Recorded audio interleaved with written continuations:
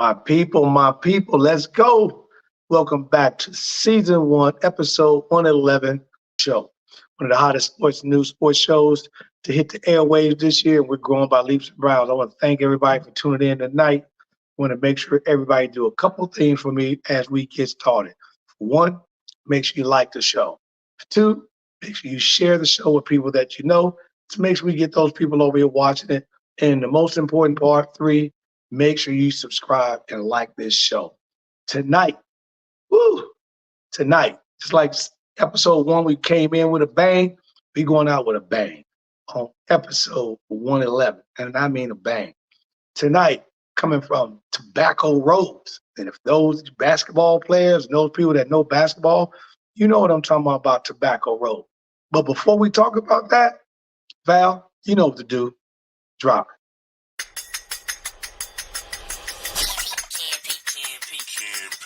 It's the Pull Up Podcast. It's the Pull Up Podcast. It's the Pull Up Podcast. Pull up, pull up. It's the Pull Up Podcast. It's the Pull Up Podcast. It's the Pull Up Podcast. Pull up, pull up. Bounce the voice and Coach Tony, you know. It's the Pull Up Podcast. Show.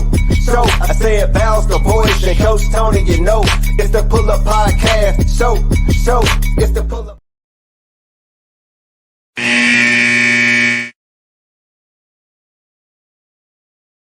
Welcome back to the Pull Up Podcast show with your boy, the one and only Coach Tony.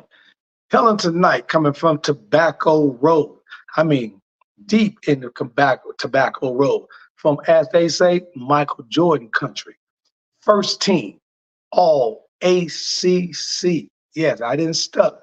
First team, all ACC. 517 career assists. That means for you young people that's watching this show tonight, we're going to talk about that, man, Coach. That means no ball hogging. That means watching and seeing your players giving a rock up, not worried about being me first. Share with your team, then come get yours. 38% career field goal 3-point percentage. And here's the killer, though. 251 threes in the career to rank 3rd best in the ACC. Then all that hard work, you know what it got my guest tonight? You know what it got her? It got my guest a first round, 11th pick overall draft to the San Antonio Stars, traded to the Indiana Fever. It's the one and only, my friend, Coach Coretta Brown. Let's go. Bring it up on here, Val. Hey, what's going on, Tony? Coach, what's good tonight? The draft. The draft. Hey, you know, I sit back and say, you know, to be in position to make sure that everything goes wonderful, I want to make sure I just thank you, first of all, because like you said, the draft. I know when the NBA draft was on, it was hard to catch me. You know what I mean?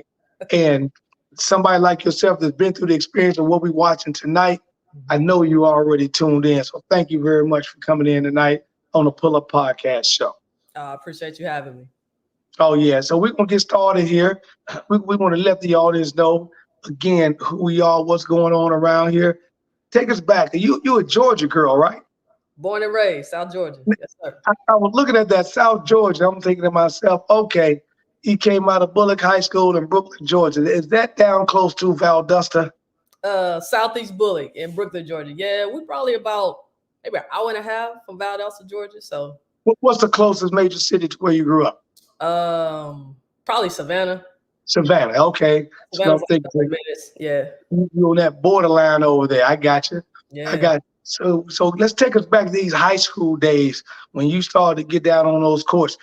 How were you introduced to the game of basketball? Did you have some siblings that played sports and kind of like you tagged along and all of a sudden you was that extra man that had to be that player to play ball? Or was it just, you know, walking through the neighborhoods and, you know, just got out and started playing? How did you get introduced to the game of basketball? Siblings, not even close. I'm the baby of 4, all girls, my lucky dad. Okay. And they were all like book smarts, cheerleaders, homecoming queens. Right. I had one sister that ran track, but none of them touched basketball. So I was actually introduced to the game by my mom. My mom played. And Okay. yeah, my mom played. So we were coming home. I was 5 years old. We were coming home one day and I saw my neighbors. They were outside. And I asked my mom, I was like, what are they doing? She's like, oh, that's basketball. It's a game. And she could kind of see like I'm just staring, like would not stop staring. And she was like, well, do you want to go over there? And ever since then, it was a wrap. So growing up 5, 6, 7, 8, 9, like it's just me and the guys. I got a neighbor to my right, that's a guy playing ball. Got a neighbor to my left, that's a guy playing ball. So I was always at either one of their houses, just on the dirt court, just getting beat up. Right. See, people don't understand that. See, they listen to the show tonight. They think you out there on the driveway. Driveway is dirt, dirt court. The driveway to 2024, we was dirt. We was south. Dirt. Yeah. Hey, let me tell you something. I used to have to come down to Alabama where my relatives are and stay out of gang violence in Chicago. I grew up. And we had a lot that had a telephone pole, that big old black telephone pole, with a piece of wood that was the backboard with a gold nail to it, but it was solid. We had about probably 3 or 4 pieces of wood, plywood, so it was real hard. It was a true backboard. But we played and started out in grass, Coach Brown. Started out, and by the time we got finished a few weeks later, that grass was a full dirt basketball court. Yep, that's how it be. That's how it be. And that was the rule. As I was coming, probably like yourself, when you're deep in the South, you get 3 rules. Get out of my house and don't come back. Second rule, if you come back, you ain't going outside. And the third rule is don't let street lights catch you. That's it. Street lights. But I was and kudos to my parents. I always had a goal up. I asked for a new basketball every Christmas. I always got a basketball every Christmas. Like it would be raining and I would be in the backyard. Like my mom literally going crazy. Like, girl, get your behind in the house. Like it would be raining. Like it didn't matter the weather. Like I was always on that dirt court. So shout out to my parents. Oh man, that's when the dedication started. When you can get out there. I had my son laughing. I told him some of the neighbors thought we were ridiculous, but we literally found a house in the neighborhood, Coach Brown, that he didn't even have any kids. But we went back there because he had a basketball court and his kid had gone on to school. And he was like, if I can help keep you guys off the street, you can come back in the backyard anytime you want. Sometimes I would find myself in his backyard playing one-on-one with myself. I would bring the garbage cans out wintertime, take the gloves and cut the fingertips out. Yep. That's when you're dedicated to the game. That's that love. It's irreplaceable. I remember going to family functions. My new ball that I got every Christmas, it was everywhere with me. My mom, leave that ball. I'm going to the family functions, dribbling. They leave the ball at the house. It was just an instant love for the game that's still there to this day. Oh yes. Now, when you get up to Bullock High School, so now you going in, did you start out JV? Did you make varsity right away? How was that process in high school? Yeah, so when I got to Southeast Bullock, I actually played varsity when I was in 8th grade. Oh, wow. Yeah, so I actually played up at that time. And I mean, it was kind of like eye-opener at first, because even in the 7th grade, the coach was, we're going to play you up and possibly play varsity. And to me, junior varsity, like, I really didn't care. Like, I didn't even know what that meant at the time. You're like, Coach, I'm in the backyard to book my homies. Right, it don't matter. Just give me the ball. I just want to play, So I definitely think playing up. And I remember my 8th grade year, like the seniors that I had, like their leadership, that was my first introduction. I'm a big family person. That was my first introduction of family on the court, and like being around them and them just welcoming me in, even, this 8th grade, I don't know what I'm doing. I'm skinny. I'm a number 2 pencil, but just like the love of them surrounding me, I think kind of helped elevated me to the next level.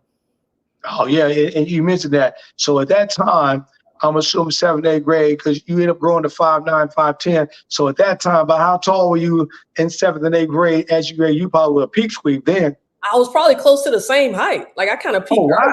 Yeah, they say females mature and we grow a little faster than y'all both. Yeah. So you put that height and weight on it, and then you kind of settle down a little bit. Oh yeah. Like I remember me and my cousin, because he played too at the time, and we were both like giants. You look at our class pictures, it's us and then it's everybody else, Right. So yeah. That is crazy. So now you playing in there, you get an opportunity to play varsity. Did you have the opportunity to make it to a state championship or win one, or at least get to where you were competitive enough that the team had a chance to go to state? Yeah. So we did make it to state. I think I forget what year it is, a long time ago, but I remember us winning the region. And I was like, I think the first time or the second time that the school had ever won the region. And so it was like this huge, big ordeal. They won region, and them sending us to state and all of that. But you got to remember at the time, like I grew up at a high school. We were 1A, 2A. Oh, okay. So small. So you down there, country 1A, yeah. Small, one of them where I remember one season where I had to jump, tip the ball, and then go get it back and run the point.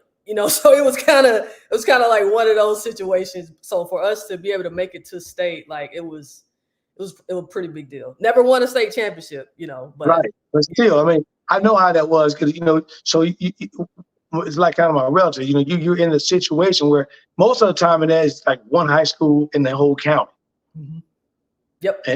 And depending on the side, like I said, 1A, 2A, 3A, you were the one high school for the 1A, there's another high school for 2A, and so forth and so on.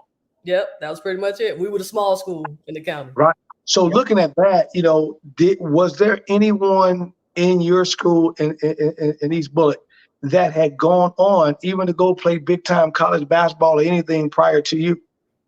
Not that I remember. I had a couple of teammates of mine that played with me. They had opportunities to go D1 to play, but a lot of them turned it down. But for me, who I looked up to, and it's actually why I wear the number 14, my cousin who played on the guys' side. I remember going to the high school games because, again, small town, right. The games, that was the dude. Like, you wasn't nothing if you wasn't at the games. So you got to be at them games. Friday or Saturday night, whole town shut down. Whole town shut down for one game. That's it. You got to be at the games. And so I always remember, like, he was the man, like he was the man. And so he's actually the reason that I wear number 14. But in regards to females coming out of high school and going on and play, I don't remember everything. We have a couple on the NFL side that actually went on and played in the NFL, but none on the collegiate women's basketball side. Yeah, so that was my next question I was going to ask you about the inspiration. So you got your cousin, you're wearing that number. Was there something significant because you felt that was kind of like that person that was kind of molding your game, so to speak? So, he was doing his thing with the boys, you doing your thing with the girl. So both of y'all, it was easy to find that both of y'all were 14. Yeah, and he was like my cousin. He was literally like 3 houses down from me. So I'm like, okay, he the man. I'm finna be the woman, and I'm finna wear the same. I'm finna keep it in the family, I'm finna wear the same. I'm about to be the BWC on the big lady on the campus. Exactly. We finna own it. Yeah. So he was a lot of motivation for me, like going to the games and watching him play. Yeah. Now, did he go on to play any place big? No, he actually serves. Still serving the country to this day. Yeah. Still serving the country today. Put his time in, went on. Man, that's awesome. Hey, thank you guys for watching right now on the Pull Up Podcast Show. I got the one and only Coach Coretta Brown on air with us tonight, talking everything from UNC basketball all the way to our current situation. So make sure you like us, you share, and more importantly, subscribe to the show. Now, looking at that, Coach, and you're sitting down in a small town and you get that opportunity to do something. Did you guys get to go and play like South Gwinnett, or you get to go over to maybe over into Atlanta area and play some of them teams out of Atlanta? Nah, we pretty much stayed local. It wasn't until I started playing AAU. So my AAU team was actually the Atlanta Dream, which was based out of Atlanta. Oh, you played with the Dream. I played with the Dream. Back when the Dream was dreaming. Yeah. So yeah, I played with them. So that's funny. So I'm good friends with Dollar Bill. No way. Before he passed. So I remember Dollar Bill when Dollar was running the Atlanta Dream on the girl and the Atlanta Express with the boys. Mm-hmm. And I never forget, we went down, I'm going to have you laughing on this one. I went down to do 2 camps with Coach Longford in Milledgeville. 1 train track, the Walmart, and that was the rest of the town. Pretty much, yeah. I'm coming down from Chicago. I'm like, where am I at? You in South Georgia, baby. Yeah, South Georgia, deep in South Georgia. But yes, for those that don't know, if you're coming down 75 and once you come from Dalton, Georgia, Coach Longford's name right there on that big wall, Hall of Fame, Coach in Georgia market. So you got to know exactly who he is, and that's awesome. So now you're sitting up there and you're having to take the choice. How did the scholarship offers start to come in? Were there a lot? Were there a few? Did you already kind of know where you wanted to go? It was a lot. I'm not gonna lie, it was a lot. When I started playing with the Dream, of course, we're going to all the big tournaments. This was back when AAU Nationals used to be in Indy. We make that, playing 3-4 games a day. And ever since I started playing AAU and kind of got my name out there, that's when the letters just started rolling in. The letters rolling in, the calls rolling in. I remember like literally begging my mom, because my mom was the type of mom I had to talk to every coach. Like it didn't matter if you called at 10 p.m. If you called, right, let me get on the phone. I got to call every coach. I got to fill out every questionnaire. You know, my mom was, if they're taking the time to recruit you, like the least you can do is respond. And exactly. So it was a lot. Like the recruiting process for me in high school, I just remember it being a lot. And that was part of the reason that, you know, I just decided to commit early. Coming into 9th grade, obviously I'm from Georgia. So UGA was like the big school. Yep. The majority of my administrators went to UGA or UGA fans. So, you know, coming into high school, that's all I heard, UGA. You know, so I show up first day of freshman in high school, and I got this big letter from UGA. Hey, welcome to high school, blah, blah, blah. I'm like, so I'm committed. I'm going to UGA. Like it's first year freshman. It's a wrap. That gotta be nice. That right there already solidifies what I'm about to be doing the next few years. Yeah. You know, and so it was that's incredible. So that was my mindset coming into 9th grade year. But obviously, you know, as it goes on, I'm getting recruited by more people, and you know, ended up you start to make them decisions of how you wanted to do. Yep, for sure. We are talking to Coach Brown. We are after the first quarter. We're gonna take a quick break. Val's gonna pay some bills. We'll be right back to the show on the Pull Up Podcast Show. Are you a small business owner looking to grow? Introducing the Key Spot mobile app. I'm Cynthia McAllister, owner of the IT company Quality SAP. Since 2016, we have been supporting small businesses and help them promote and share their businesses, services, and events across the country. KeySpot is more than just an app. We are a network providing community. KeySpot, connecting communities and supporting small businesses.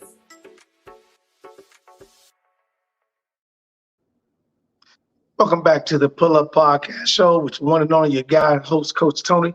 And we have got my guest on tonight, Coach Coretta Brown.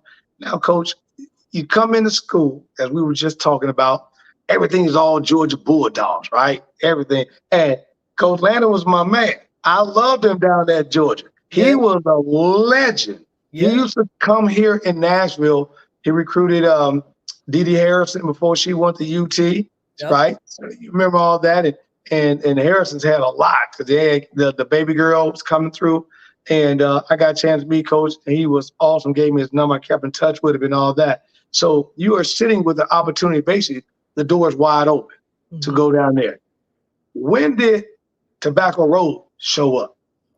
So again, you know, I'm playing AAU. We're making nationals. We were this big time AAU. I'm getting all this exposure, and they may have showed up like the end of my sophomore, junior year, you know, and like, you just got to know my background. So even when I'm playing on the dirt rolls, I used to watch, I'm aging myself here, but I used to watch VHS tapes of Michael Jordan. Like, there you go. Hey, I still got mine. Listen, I do too. My parents still got it. You know, like I used to watch playing, I still got them. Religiously. I'm a huge MJ fan. And so when North Carolina came in the picture, like my eyes were instantly like, whoa, this is where MJ played. Correct. You know? So it kind of went to where it was a period to where UGA had kind of stopped recruiting me. And Andy Lander said this, like I actually did a home visit with them. And he said that. He was like, you know, it was some tournament I played in. And his recruiting coordinator at the time came back and pretty much told him, it was like, yeah, she's not good enough. Fast forward to a year, and he's like, when he came on my home visit, he was like, yeah, I fired that recruiting coordinator. I fired him. Yeah, he was like, yeah, you are good enough. You know, but at that time, you know, you got the University of North Carolina, you got Tennessee, you got UK, like you got all these other programs, and I'm just because you're sitting there still at the time that Pat Summitt's around. Yep. Yeah. So you're sitting there with the SEC in the back door.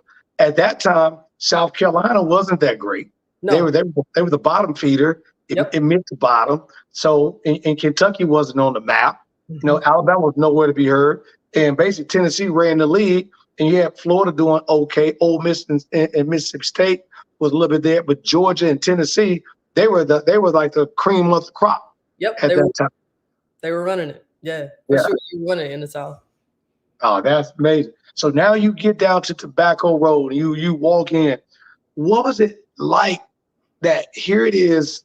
Because like those VHS tapes you were watching, I'm in Chicago during the time of the 90s. I was hanging out at the game, could see Mike them up front, close and personal, you know, at camps, at, you know, leagues and the whole 9 yards. But now you're down in Raleigh, you're down in Carolina, and you're down there where the most, I guess, competitive, as they say, 3 or 4 teams. Because you got Wake on one side, Duke on another side, NC State up the street, and then it's you guys in UNC. Yeah. That's got to be ridiculous. Yeah, it's like basketball heaven. That's like the best way to describe it, you know. It's got to be trash talking constantly. Gotta be. And it's actually a lot of trash talking. I think the regular student body kind of take it to the extreme, but it's actually a lot of respect, like amongst the players, you know. Yes. And then you come in. Now, how good was Carolina team at the year you came in? Were they kind of middle of the pack? Were they riding pretty tough? Yeah, so Carolina women's basketball was on the peak. You know, that was at the time. Wanda Brown, Nikki Teasley came in, played USA. Oh, Nikki Teasley. I remember Nikki Teasley. Yep, played USA basketball. So they were kind of on the rise coming into it. And I mean, Carolina, on how I chose Carolina, it's just on my recruiting visit. And fun fact, I actually only took one visit. I only out of the 5 visits I took one visit, and that was Carolina. Right. Sometimes they say that's all you need, just one time, right? When you know, you know. When you know, you know. You know, so I get to Carolina, and I'll never forget it. We're on Franklin Street, and I'm in the car with the players, and they're all yelling out the window. They're like, "Hey, Vince, come here. We got this recruit." And so when Vince Carter comes up to the window, like, "Hey, what's up? You need to come to Carolina." All right, yeah, you're right, Vince. right. I don't need no more. I got Michael Jordan's territory, and I got Vince Carter telling me what I need. I'm good with that. Yeah, I'm good. Yeah, I think I'm in the right place. Place. You talking about Vince, Rasheed Wallace, Stackhouse? Yeah, you down there. They were loaded. It's deep. It's deep. I say all the time, UNC, University of National Champions. Like, we pump them out basketball. It's a basketball. Yeah, that's kind of different. And speaking of pumping out, you didn't get there and just was glad to be there. You got there and want to work. Yeah, I was on a mission. So it's so funny, like, and I actually went back and kind of did my homework after I did another podcast a couple of years ago, because in my mind, like how I remember it was that I wasn't getting these opportunities. Right. You know, I was like, I come in freshman year. Actually, my freshman year, me and my roommate, we talked about transferring, you know, because in my mind, I'm like, why am I not starting? Why am I not playing the whole game? Like, coach, you need to realize what you got. Like, put me in. So when I called my mom, and I'm telling her, I'm like, I'm not happy, you know, because I'm not playing. Like, I am a basketball junkie. Like, I love the game. And she was like, well, what's wrong? Like, are they mistreating you? What? I'm like, nah, it's cool. Like, they love me here. It's cool, but I'm not playing. And she was like, that's it? You ain't going nowhere. You ain't going nowhere. Yeah, she was like, you doing I want you to, I just went through that this weekend with my team coming back. We was up in Cincinnati playing. Mm-hmm. And it is good to have you on that sideline, given the wisdom and experience, especially that. We'll get down to that, talk to that in a little bit. But looking at what you just said, you know, you got a mom that's grounded. She's already played. Mm-hmm. She understands the game. She's been seeing you in this dirt yard with the boys on the block. She's seen that your best cousin, he's gone in the military, but you had the opportunity to extend the opportunity to play sports. And now it's gotten you down in the Michael Jordan territory with an opportunity, because in the back of mom's mind, she's saying, hey, my daughter's getting a free education at one of the best schools in the country.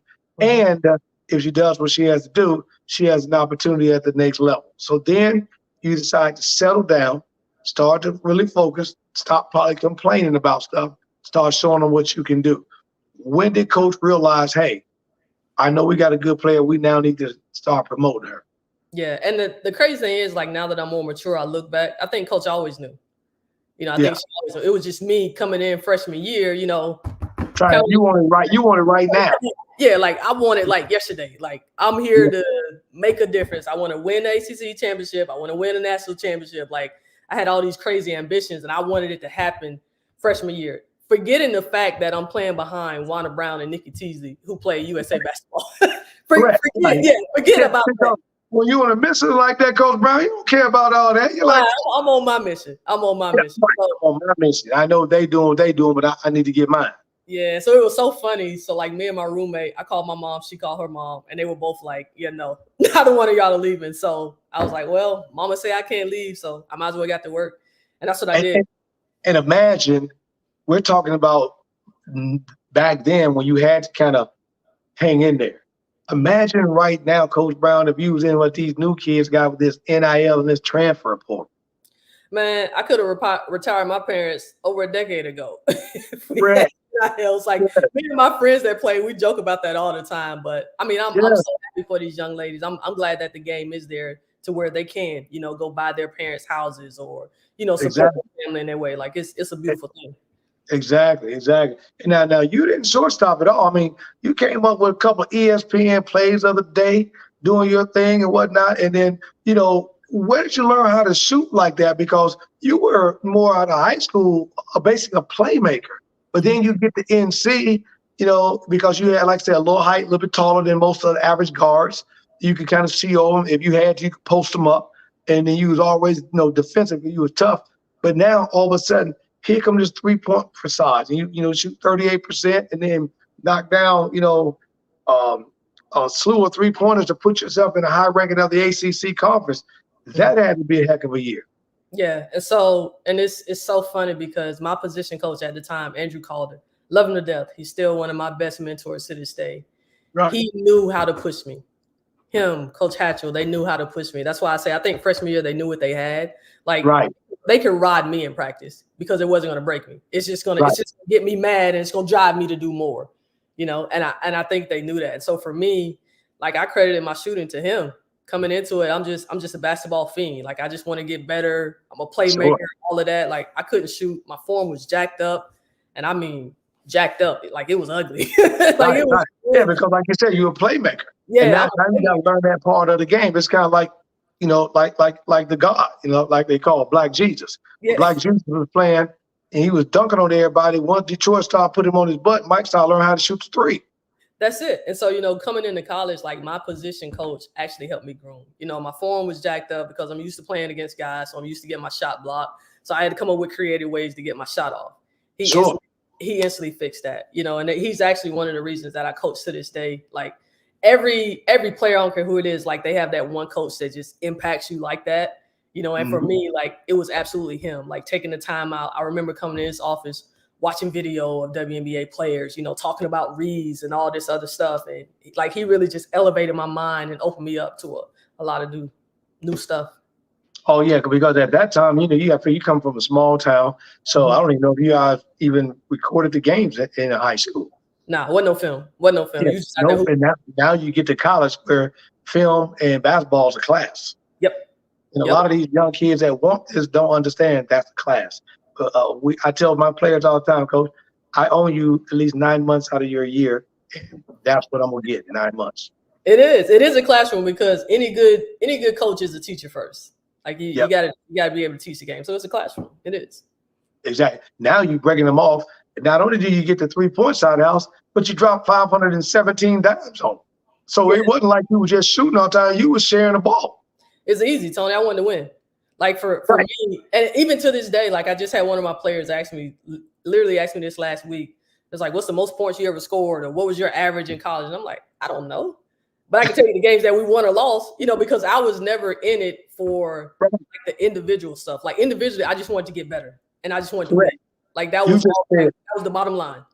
Give me the categories. Let me scratch them. That's it. Yep. So I wasn't in it for the points. I'll never forget, this was one post-game interview. And it's so funny, like the certain stuff that I remember from college. But we had just played Wake and we won.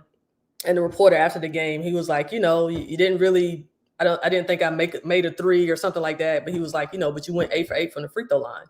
And at the time, and that got the biggest smile for me because what the reporter didn't know was the last 3-4 games leading up to that, like me and my position coach, like I was struggling from the free throw line, with my form. So to hear, I went 8 for 8 and we won, I'm like, oh yeah, I'm sitting on cloud 9. He's like, you literally got 8 points from the free throw line. But I'm like, yeah, so I got better and the team won. So I'm cool with that. That's a win-win. We got the dub. It ain't always got to be on my back as long as we can get it. Don't matter how we got it. Win-win. Yep, win-win. Yeah, that's great. And now you're sitting up, and now you became one of 20 people finalists for the Naismith Award. I mean, you was really. I mean, what was your attitude, Coach, with your teammates? Now, I talk about this as a coach, and I tell them about, if you ain't playing, well, I need you to play me. You're gonna have a problem. I don't care if it's a halftime. out of the game or whatever it is, because I know how I wanted to win. And what was it to you at the same time as a player? And now you guys are, the program's on the rise. You come, you play behind 2 future WNBA, and now you're sitting there saying, it's about to be my time. I got all these accolades over here, but I hang them up on the wall because I want to win more than anything. What was your attitude as a guard talking to your teammates to make sure everybody was on the same page? Yeah, it was the coach on the floor. Like it was literally like I'm pretty sure, and I tell my players this all the time. Like if you ask any of my teammates, any of them that play with me in Carolina, they will tell you, playing with Coretta, she was an absolute B. they will tell you that she was a B because I was competitive. I didn't take plays off, and anybody that was on that court with me with the same jersey, you're gonna have to match my energy. Right, that's it. And anytime you didn't, like you're not gonna hear from coach, you're gonna hear from me in the huddle. Like I would be the first one. Like, hey, nah, you got to grab that rebound. We need that. Like that's not good enough. There you go. I remember certain games to where if our center wasn't doing something, I would literally go over to coach and be like, Coach, she got to go. Like you got to give me something else because she's not getting it done right now. And we losing. Like we're not trying to lose. And she would actually listen. Like listen. Coach, I'm telling you, you making me just smile right now because I tell my team I'm coaching all the time. And I remember when I had my early AAU when I won my first national championship. And girls, you guys used to go to Indiana, but we used to go to Florida all the time. And my team used to hold me accountable. And I used to tell them, if you got somebody on the floor that ain't giving to you, just come over here and let me know. Now, I'm not going to take them out right away because you say so, but I'm going to look at them a play or two, and then I'm going to see, and I'm going to get them out because you got to be on the floor and be able to perform with them. So that's amazing. Yep, that's got to be it. And I even do that to my players to this day. I'm like, they come to the bench, what is it that you see? Because it's not, I know what I see, but you're out there.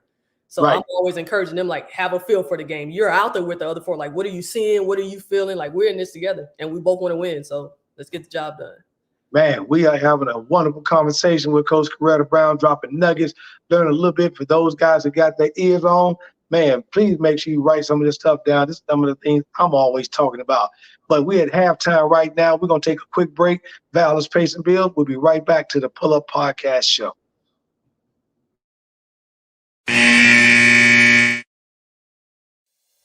Super Bowl.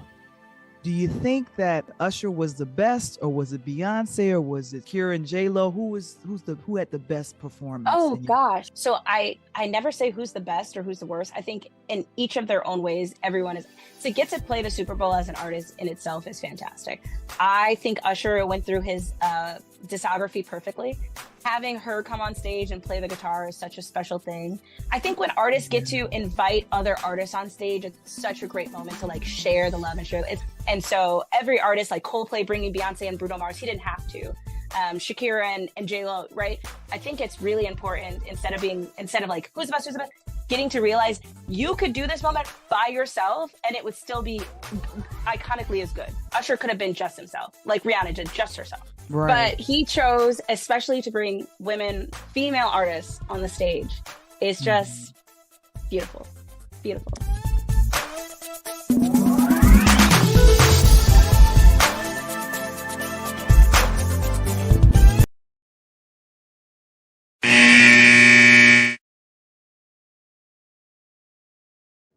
And welcome back to the Pull Up Podcast Show. Sitting here talking to the one and only Coach Coretta Brown. And you know how it is, Coach. We come out of halftime. We're ready to second half. It's ready to clamp down. We got to get this win. You got to start the third quarter, first 5 minutes. Exactly. Glad to see some of our guys in the chat here. Let me pull up. I got some stuff here. Give me a moment. I'm going to pull up a couple of things here. I've got a couple of people want to ask a couple of questions here.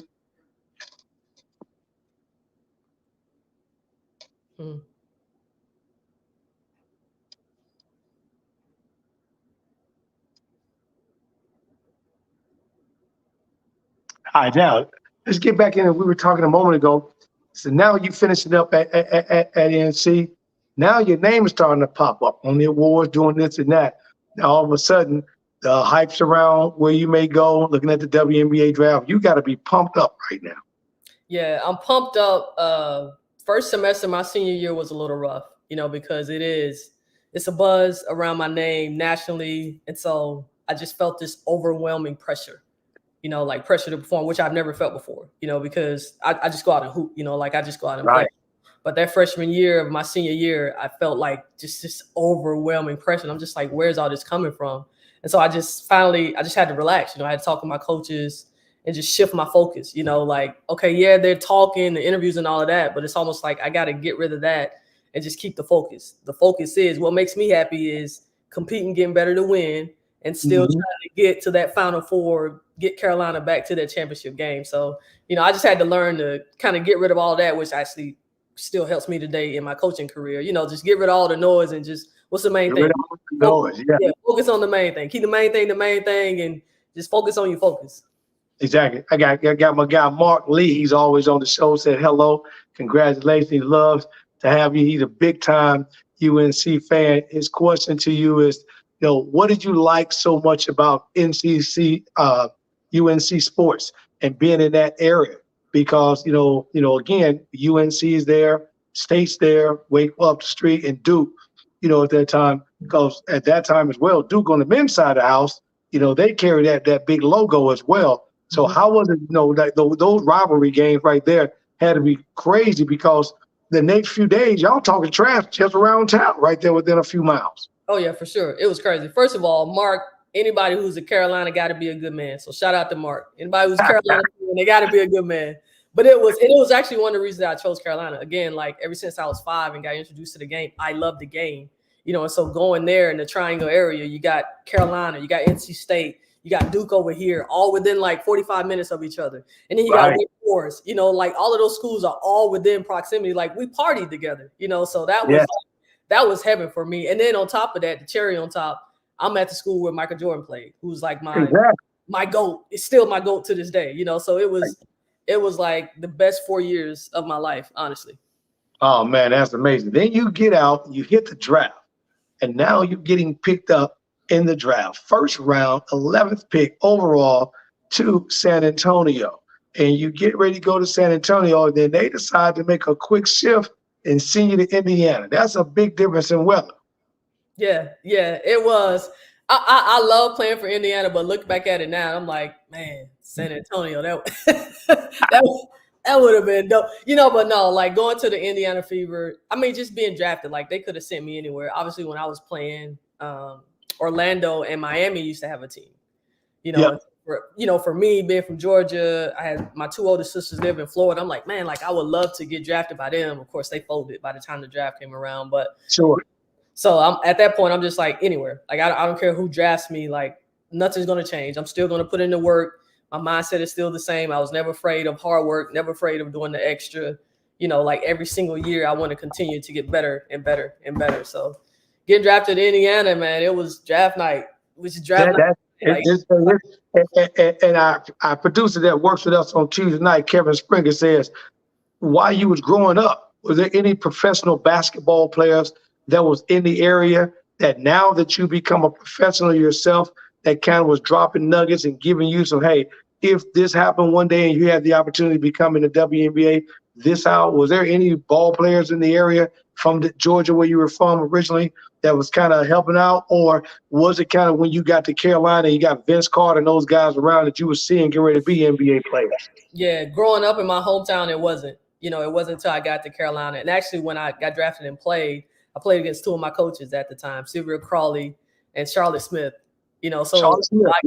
So I got all of my nuggets, like both of them coached me in college. So I got my nuggets on, and on how to be a professional from them, and again, like back to me being a family person, it's so funny how God works, because he knows us better than we know ourselves. And so I talked about in high school, how even as a freshman coming in, like I was surrounded by family. Same thing. I go to Carolina, I'm surrounded by family. Like all of the upperclassmen just kind of, hey, rookie, this is the Carolina way. We don't like like we do not like Duke. Like that was the first thing I was. Don't like Duke. Don't. As a matter of fact, you can't even use the word D out your mouth. Right. Like we don't like them. So again, surrounded by family. And luckily for me, my rookie season playing with the Indiana Fever, like that was the best thing for me, because you're looking at my superstars, Neil Ivey, Bridget Pettis, the great Tamika Catchings, all amazing. UT.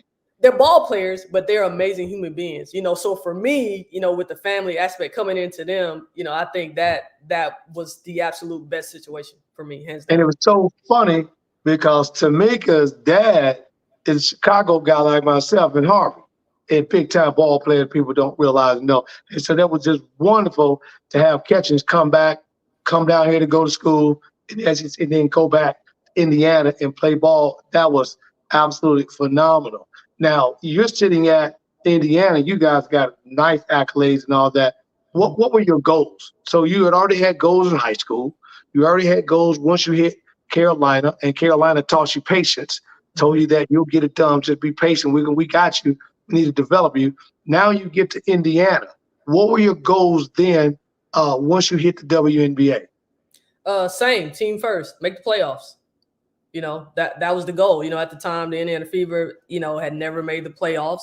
So that was the goal, make the playoffs and go on a championship run. Again, like I was never in it for the individual accolades. I wanted to impact winning. That right. Simple. I wanted to impact winning. If that means I got to hit 14 threes, okay, pass me the rock. But see, you really have to do that because you actually had baby Jordan with you because Catchings at the time was considered like baby Jordan coming out. She was ridiculous. Tony, I robbed them folks. Playing with Tamika Catchings, I robbed them. I ain't have to work. All I had to do was sit in the corner. I'm telling you. You can knock it down. That's an easy job. Yeah, easy job. I was like, oh, and that team you guys had was just like insane. So, I mean, what give the people kind of a idea in terms of practices. You're in Carolina practice, which is already rough enough. Then you get to the league. What was the difference or the big change? One of the questions says, you're coming out of college practice and you got that high level of Carolina tobacco, but now you step it up where now you're a paid athlete in the league. What was the difference in the practice in terms of how you guys carried on your day? Yeah, you got to learn how to be a pro. In my rookie season, I had to figure that out because you go from Carolina to where we're using our 3 hours. Like we're going 3 hours hard and we running. Yeah. And then you get to the pros, like Vet's not doing that. They're not practicing 3 hours. And so you still got all these hours and 24 hours in a day. You still got all this time. It's like what you do. Like you got to figure it out how to be a pro. And again, I had people like Tamika, Natalie Williams, who they will always do more. Like it wasn't just practice.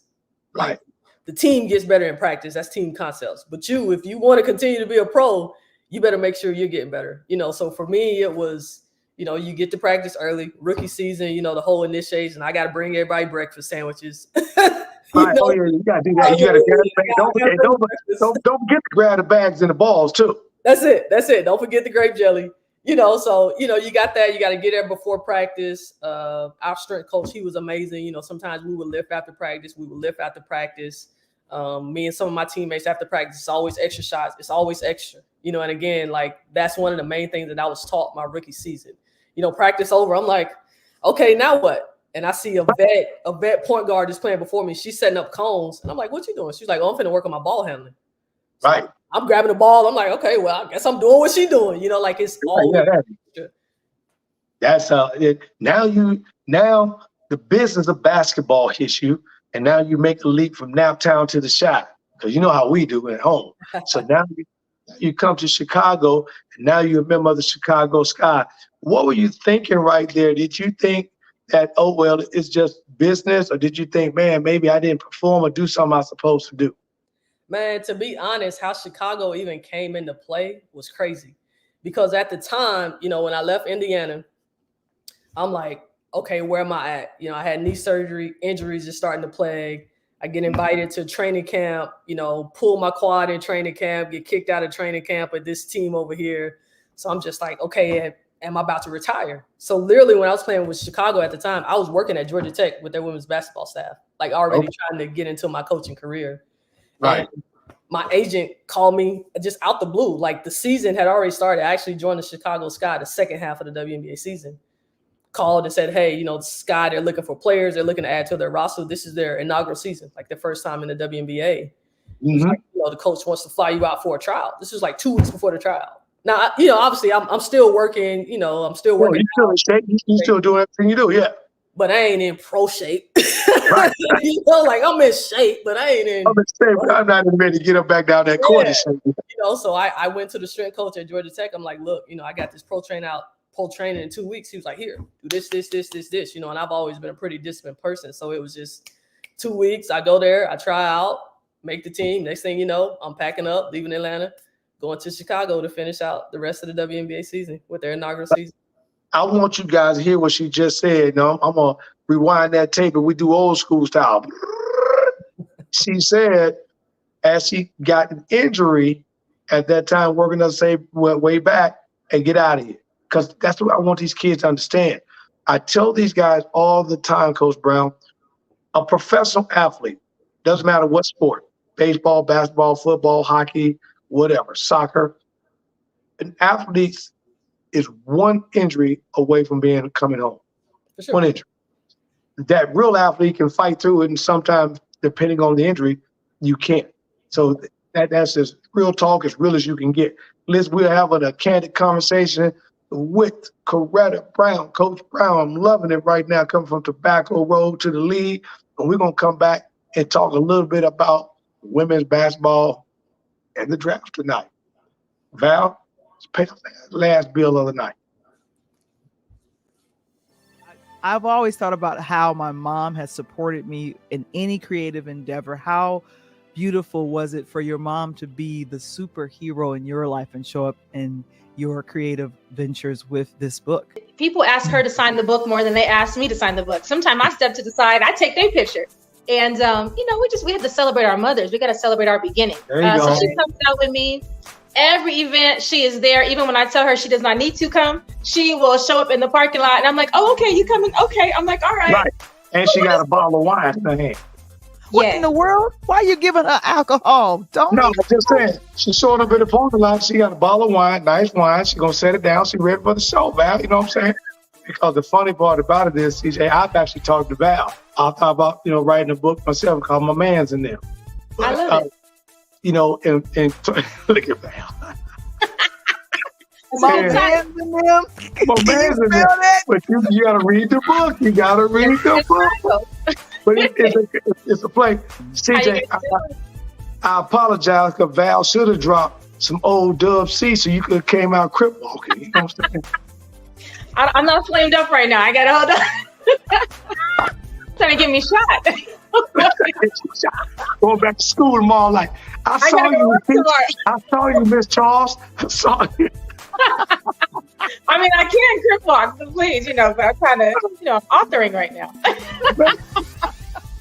You guys are funny.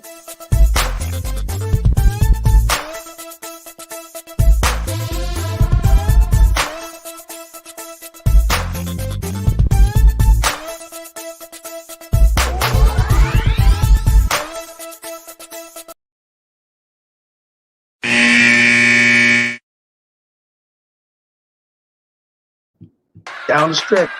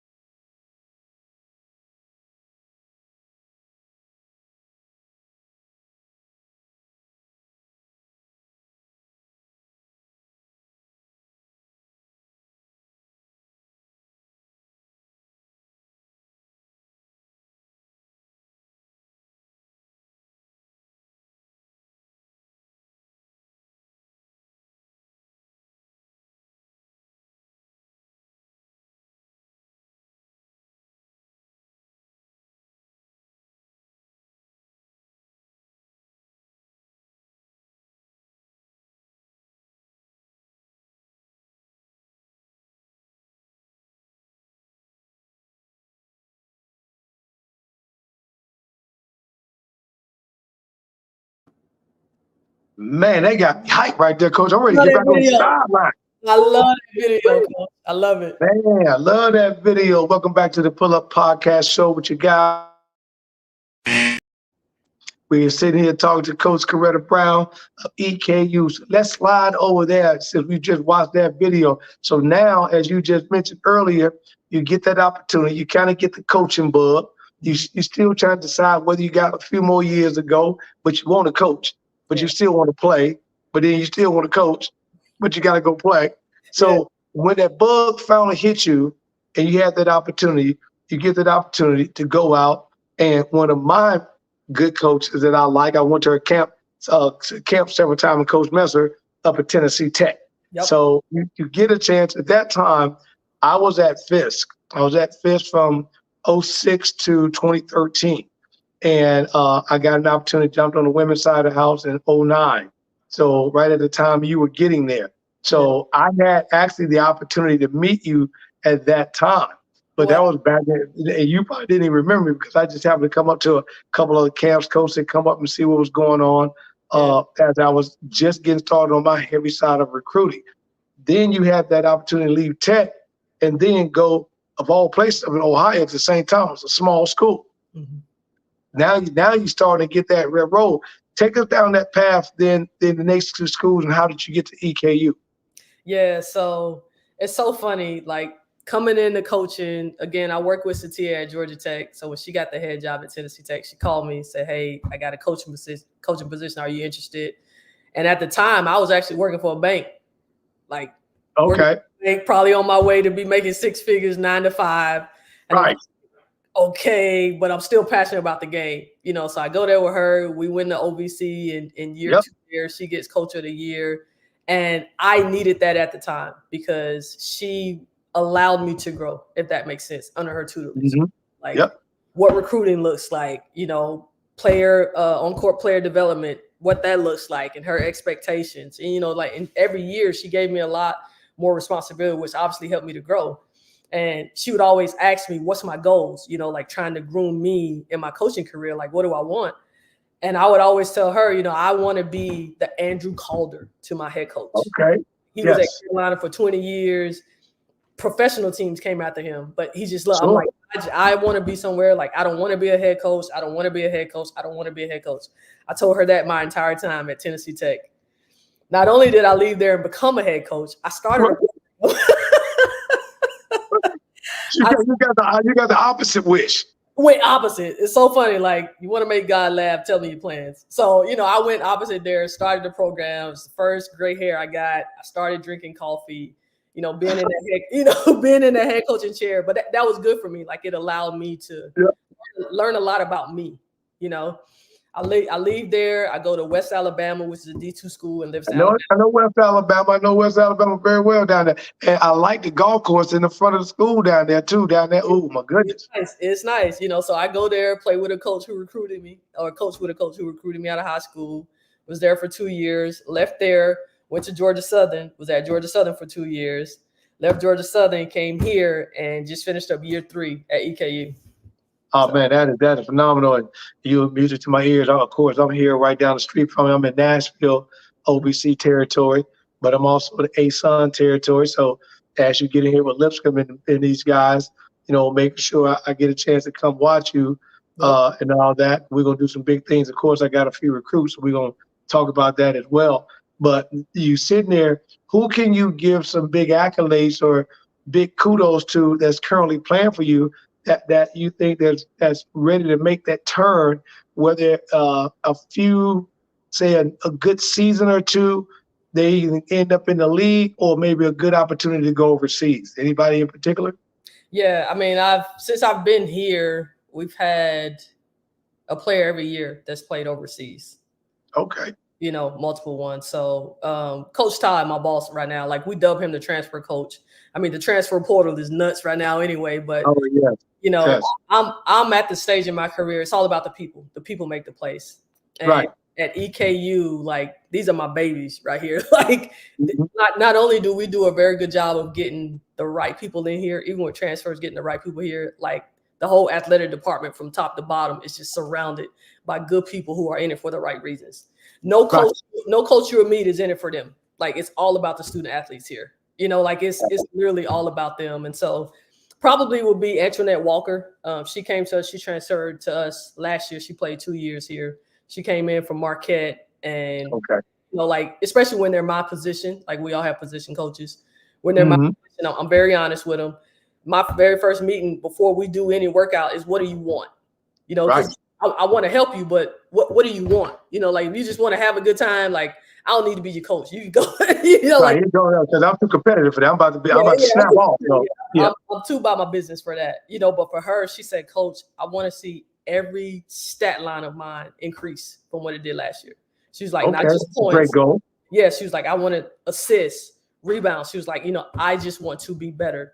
And this young lady, you know, she actually declared for the draft. I mean, she could have went and played overseas her first year. She was up for the Don Staley Award. She was actually up for 3 national awards her first year here. Let us in scoring. You know, like just remarkable. But a lot of people, what they don't understand is her work ethic. You know, like she works me, she pushes me. Know, like she's doing her. But those are good though, Coach. We just talked about. I was telling my kids this weekend. You know, those are the little things that there's no category for that on a stat sheet. Like I tell these guys, no one's going to call and say, "Hey, I pulled a stat sheet on you last night. I saw Williams. She worked real hard." That's not on the stat sheet. You know, jumping on the floor and diving on the floor. Those are not on the stat sheets. Those are the little bitty things that can make that difference between someone really saying you really a ball player or you just out there. Yeah, she's been definitely monumental in our success. Like we don't have a 22-win game this season without her. Like she just elevates. Right. Yeah, like she reminds me a lot of myself, you know, just in regards to her work ethic and her drive of wanting to be the best. Like that's good. Yeah, that's the best way to describe it. Oh man, that's good. And speaking of drive, what do you think in terms of driving what the girl Caitlin Clark has done for women's basketball and the #1 overall pick to where? To your Indiana Fever. Listen, man. And so this is a blessing. I bring you on tonight. You close out my show for season 1. I get you coming out of tobacco, my boy MJ territory, and then you are a superstar with the Fever, and then you sit here on draft night, and the #1 draft pick out of the Big Ten, baby, goes to the Indiana Fever. Yeah, like I absolutely love where women's basketball is headed. First of all, women's basketball is in good hands. Like you look at this draft class and just the superstars in the NCAA right now, it's amazing. It's amazing. I mean, from not just Caitlin, the Angel Reese, Cardosa, the Juju. And don't forget about Cameron Brooks out of Stanford. She's a piece too. That's what I'm saying. Like it's women's basketball is 100% in good hands because these young ladies, I mean, Hidalgo at Notre Dame, like these young Hidalgo. And Juju Watkins at USC. Juju's a pro right now. Like if you could go on the side and play 1 year and be done, Juju probably would have went top 5 in the draft. Exactly. I wish they changed that for the men. Now, it's a perfect conversation right here because you get to be that person that can answer these questions I get all the time. And I know, so we go back to the national championship game, right? Even last year, they were competitive right under boys, about a few millions. And then they surpassed them at the championship game of LSU. Now, this year, 4.5 more million people watched the women's championship game than the men. But here's the staggering stat line that you get out of that. The women's basketball is growing. But with Caitlin Clark, Angel Reese, Cardosa right there, and a few others making several $1 million on the NIL, helping them out as student athletes in college, now they go sign between $80,000 and $100,000 a year minimum, whereas in the men's minimum is 1.5. That has got to change, and I'm hoping that the NBA. Now, don't get me wrong. I don't know if you saw the stat earlier, Coach. They said with the signing of Caitlin Clark, now think about it, top 5 draft pick. Caitlin Clark goes #1. Cameron Brooks goes #2. Cardosa goes to Chicago Sky. So 2 of your teams get up in there. Ricky Jackson goes to LA Sparks, and then Jason Sheldon goes to Dallas. So you're looking at that top 5. And then Angel Reese, she gets to come to the Shine. We about to be balling, I'm telling you right now. Hey, the arena downtown going to be off the charts. I'm telling you. So looking at that and looking at what they were talking about, they said that the average ticket price for women's basketball just within a week just went from $55 to $175, $175, jumped up $125. Mhm. The question to you, can they also offset the salary, and what do they need to do in order to make that happen? I think they can down the line. Like again, I think the momentum right now is where it needs to be. But if you're talking meeting where the NBA is, like that's down the line. Yeah. We know it. It needs to be more teams like the WNBA. Like there needs to be an expansion that needs to happen. Yep. I just saw. Well, you got bonus. You got what you got? We got Oakland coming in this year, right? San Fran's coming in. Yep, I'm hoping they get one down here in Nashville so you can get that job so I can get on the bench with you. That's for sure. I honestly say all the time, I think Nashville would do really well. Yes. I think Nashville would do really well. And Serena Williams just talked about, she wants to own a WNBA team. So again, like I think the momentum is there. Like it has to first be marketable. Like even if you look at the NBA back in the day, like the people like Bill Russell, Michael Jordan, like they put it on the map, right. for the guys that's playing now. So the old hands, shout out to my WNBA legends. So the old heads, I love that shirt too. Yeah, like they, we were doing the groundwork, not even we, because it was the ones that came before me who played in the ABL. Like they did the legwork to kind of get the momentum to where now the Caitlin Clarks, they can come in, and kind of benefit from that. So, I think it will be, but marketing first, like the interest is there. Like it has to be an interest of the people for it to grow. And I definitely think when it comes to women's basketball, I mean, you see it, everybody watches women's sports, it's on the rise. So I think it can get there, but it's not going to happen overnight. Oh yeah. I love the way Caitlin, as you just said, gave accolades. She's been, some of these young girls, like I talked to my son there, but I always laugh and say, name me some NBA ball players before 1985, and you cannot use like Jordan and all those guys. You got to give me somebody different.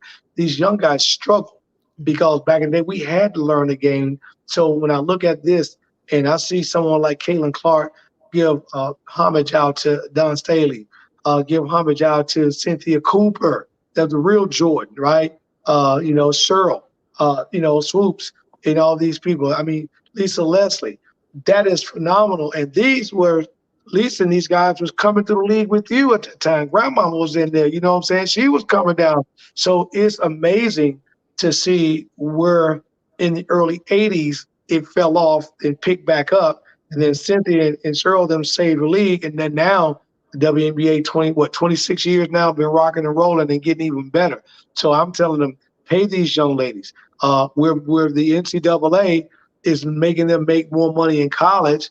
The good thing about that is because the young women in college cannot go to the league until they're 21 or their junior year, at least the NIL helps offset that and give them some early money.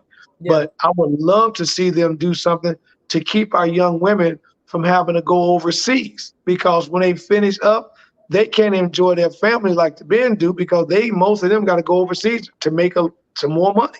Yeah. And again, like I think we will get to that, like I know it's certain leagues, like you have the AU, the Athletes United, that plays in Vegas. Yep, I like that. Yeah, it's a way.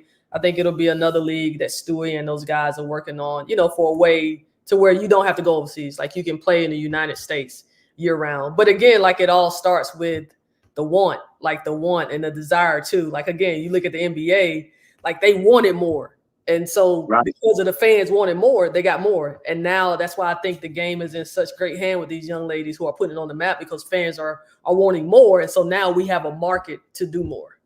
Now, I'm going to ask you the closing question the other night. I got to get your opinion because they've asked me and I know mine. I'm going to tell it to you. You got that young lady right there, Caitlin Clark, that just crushed everything as a basketball player, men or women. So now she's bringing it to the WNBA. And I think, they said the ticket sales, I don't even know if you knew this or not, but your beloved Fever, they announced tonight, your beloved Fever. Last year, they had only 2 games on national TV. Next season, they will play 36 out of 40 games on national TV. And they said that the seats have already sold out. So my question to you is this. Mr. Ice Cube offered that young lady $5.5 million to come and bring that game to the Big Three, right, to play. So what are your thoughts in terms of a WNBA professional having an opportunity with a kick in the door be open to make almost 500 times the amount of money that she would make in the WNBA. Yeah. I mean, it was cute what Ice Cube did. You know, like I get his point because of the 4-pointers that they have in the big three. Caitlin probably making them with her eyes closed. Yeah, she's making them, and she's bringing some revenue in. But I'm looking at you back in the day. You was a dog. You didn't care if you played the boys. After you took it. Yeah, but it's different, you know, and not like that's why I say it was cute. But to me, it's unrealistic, you know, because the game of basketball is more than just standing and shooting threes. Like physicality alone, like is she gonna go in there and guard Boogie Cousins if you're switching on defense? You know, like it's just unrealistic. So it would be cute, maybe like a charity game or something like that. Like that would be kind of like what Steph and Sabrina did. Yeah, you know, something like that to where it's just, you know, based off her skill, but to play an actual game like the NBA is way too. I mean, you're talking about a grown man against a grown man. It's just, that's funny because that was my answer. They asked me about it, and I said I would take it if I'm Kayla. I'll take it in a heartbeat. But I'm gonna let Ice Cube know up front I ain't playing no D. Now, if all you want me to do is stand and shoot, I'll do it. Pay me $5 million. I'm gonna do everything I do. I'll play a little bit. I ain't playing a lick of D. I come off a couple screens, do what I need to do. Yeah, y'all figure out that that's Paul. You think I'm gonna let Boogie Cousins bag me down? Nah, not today. I still got to go play this WNBA career. Y'all I still got to go play. And he bagged me down and turned around and accidentally catch me with an elbow. Exactly. Now I'm out. Now I'm missing out on money because the best ability is availability. Now I'm injured. Yeah, no. Right. Now I'm into coaching real quick. Exactly. Man, listen, Coach Brown, I thank you so much. It has to go off. You are welcome to come back anytime. I appreciate the time tonight. I definitely want you to come back, talk basketball. Matter of fact, I want to bring you back on doing season 2 because it's the off season. I want you to bring a couple players in with you so we can sit down because I want the audience to hear it from the player's perspective of the workouts, the daily grind, what it takes to be a Division I basketball player. And they're not even in a Power 5 school, but look at the work ethic they having to put in, but they still got the same dreams of making it at a high level. So I want to make sure you come back. The doors, as they say, the doors of the church always open. For sure. No, I appreciate the invite. This was a blast. Thank you guys so much. Hey, I appreciate you. You guys have been listening to the one and only Coach Tony on the Pull Up Podcast show. And there's my girl, Val the Voice. What's up, Val? Oh my gosh, I had to jump on and say thank you so very much, Coach, for coming on. And like I said, it's a real honor to have you here and to let us know. This was my first time in some years watching the WNBA draft. I was saying that in the chat. And so this has been, I'm really excited to see the direction of where women's basketball is going. And it's because of phenomenal coaches and players like yourself. Oh, thank you. I appreciate that. Oh, yeah. Like Kaylin Clark said, you help kick the door in so they can you help kick the door down so they can step right in. Yeah. Well, it was before me. Oh, yeah. Yeah. But hey, you had a couple feet in there too, though. You know. Yeah, I slipped my little pinky toe in there. Yeah, there's a little pinky toe right there, right? Get in there. That's awesome. Coach, thank you so much for joining us on tonight. And whenever you want to pull up, you're always welcome. Oh, thank you guys so much. Love. Thank you, Coach. See you later. We'll be talking. I got some things for you, so I'll give you a buzz. For sure. I talk to you soon. See you. Peace. Man. I'm like a ball player to play. Knock him out. My mind is blown. My mind is blown. Like, and it happened, how ironic, in Brooklyn, down the street where I used to live at the Barclays Center, where they had their had the WNBA draft. But just to see these young ladies, just to get so excited, and to have their family around. A couple of first draft picks were from out of the country. Yeah, Australia, France and Australia. And and I'm just sitting here going, what a wonderful thing where now players are coming here to play because the WNBA is growing and getting that world-round recognition instead of the women having to go overseas and Well, play. they're now coming over here to us. They're coming here to us. So that's one thing I want to make sure. Been doing it for a while, so it's good to see the women get that opportunity. I know. And Travala Jackson, she says there were a lot of new eyes watching the WNBA draft this year. And she says, I mean, that is phenomenal. And then just think about the other thing, though, too, Val, as you just mentioned as well. I was so glad that Coach took the time. You don't know. There was a lot of texting going back and forth for weeks. Hey, Coach, I got to get you on the show. And I had no idea until she and I started talking. I totally forgot. I knew she went to NC because I'm always following women basketball coaching, but I totally forgot that she had got traded to Fever, and then to have her on the show tonight, and then to have Caitlin Clark be drafted to the Indiana Fever, #1 overall. That was just a blessing to have her on the show, the whole team, and and she's one of those people that the Fever or Caitlin Clark will have the opportunity to reach back and ask some questions and get some knowledge. That's awesome. I think that would be great. And I'm telling you, if people wanted to know more about what you do in regards to Rize, the NIL, where would people go for that? Because I'm so fascinated and happy that you literally have an episode that just talks strictly about name, image, and likeness. A lot of these young ladies that are going to the WNBA, some of them already have their NIL deals already locked in. But what's your company? What do you do? Well, thanks, Val, for that question. The funny part about it is, yesterday on the way home, we played in Cincinnati, and I stopped by, happened to get some gas and get something to eat, and bumped into a young lady yesterday who was from the Ohio area. They're going back to Ohio, and I'm heading home to Nashville. And we get on the subject, and her daughter was a volleyball player, and we started talking about the NIL, and she was like blown out of the water. So I got up another potential client I got to work on.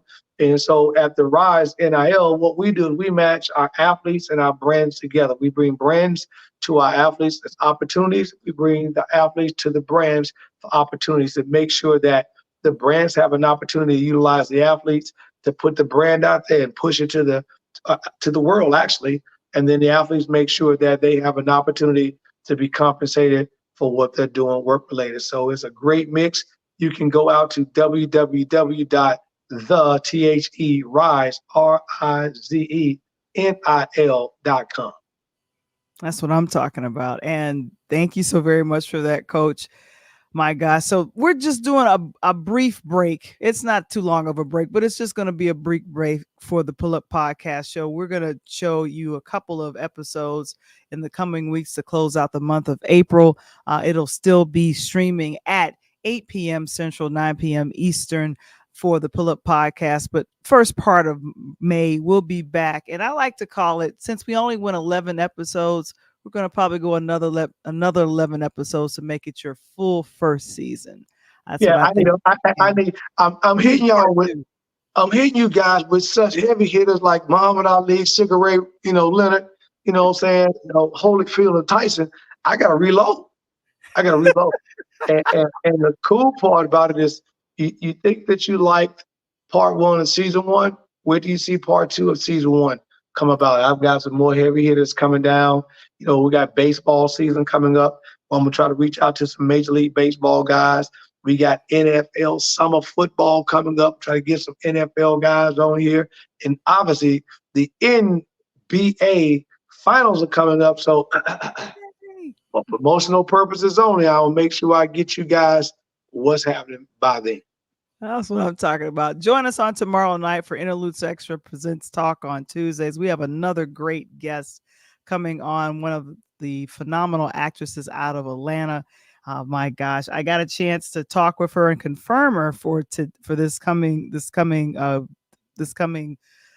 talk on Tuesdays. But we're going to be talking about one of the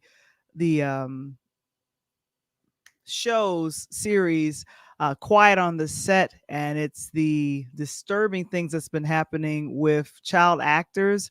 I don't know if you got a chance to see it. It's streamed on. I think it was Jaleel, that from what they were talking about that. Right, exactly. And mainly with the folks with Nickelodeon. I got a chance to finish up watching that series, but to talk to someone that's already in the industry, she literally just booked a couple of great things. And I want to make sure that I bring her on tomorrow night. She just confirmed literally during the show. So I was like, okay, great. We're talking about that. Here's a King Wise. He says, Coach Tony is hitting nothing but net today. So, but we're going to be back on next. Like I said, we'll be back on tomorrow live with Interludes Extra Presents Talk on Tuesdays. But of course, that's why we call it the pull up. That's right. Pull up. So come back to next week and we'll have another great episode for the Pull Up Podcast. So for myself and Coach Tony, we're signing out, man. Hey, before I get out of here, Wise, make sure you get at me while I'm down recouping, getting part 2 of season 1 together. I can make sure I jump on the Wise show with you. But I work. Val.